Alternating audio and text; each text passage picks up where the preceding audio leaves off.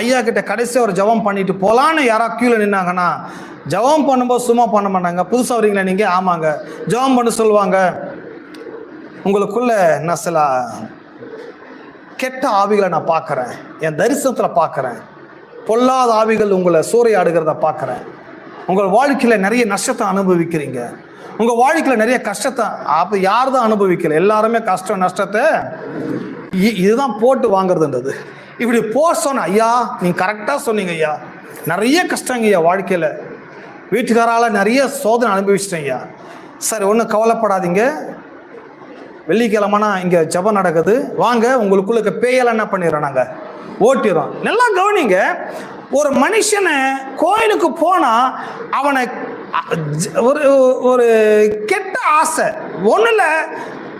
After all ஒரு ஆத்மா வேணும் கோயிலுக்கு, வேற ஒன்றும் இல்லை. அவனுக்கு என்ன வேணும்? ஒரு